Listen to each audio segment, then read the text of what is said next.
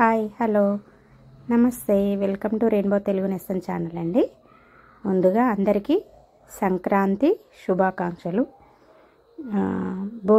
నిన్న భోగి రోజు భోగి పళ్ళు కూడా పోసారండి.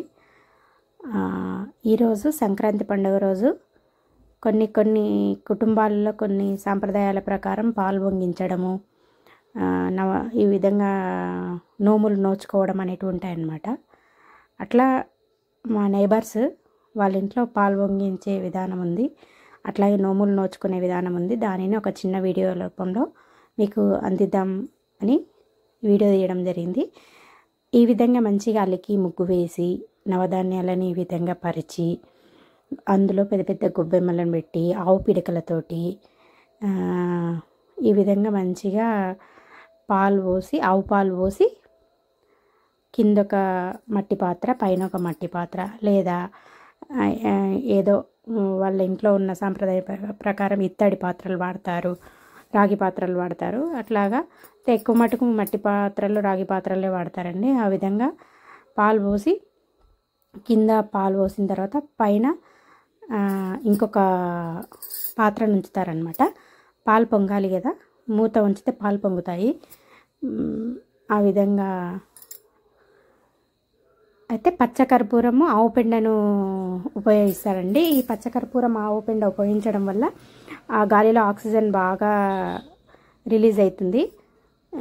మనం అనుకుంటాం కానీ పాజిటివ్నెస్ పెరుగుతుంది. ఇక్కడ మా ఇంట్లో ఇక్కడైతే ఈస్ట్ సైడ్ పొంగాయండి పాలు.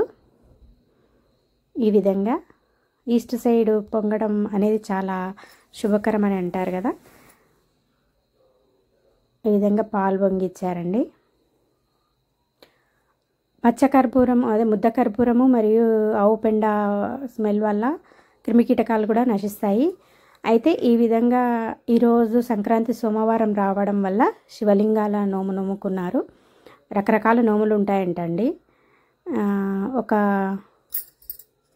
పిల్లలుంటే పిల్లలు 5 రకాలు, తల్లి 13 రకాలు, ఈ విధంగా పెళ్ళైన వాళ్ళందరూ 13 రకాలు ఈ విధంగా నోముకుంటారు.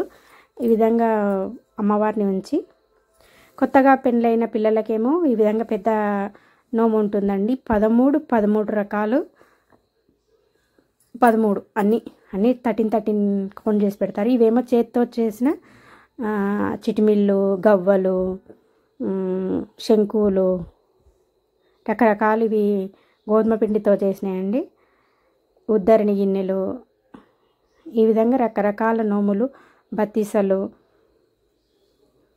ఇంకా గాజులు, ఇసురాళ్ళు, రోకలి, రోలు,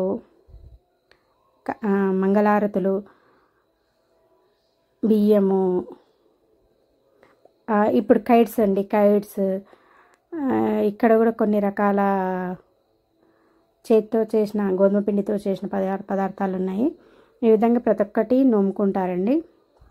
చీరలు, సారెలు అని 13 రకాలుగా ఈ విధంగా మంచి అలంకరణ చేసుకొని అమ్మాయితో నోమిస్తారు. అమ్మాయితో నోమించిన తర్వాత ముత్తైదులకు పసుబొట్టిచ్చి వాయనం ఇస్తారండి. అలంకరణ మాత్రం చాలా బాగా నీట్గా జరిగింది, చాలా బాగా అనిపించింది.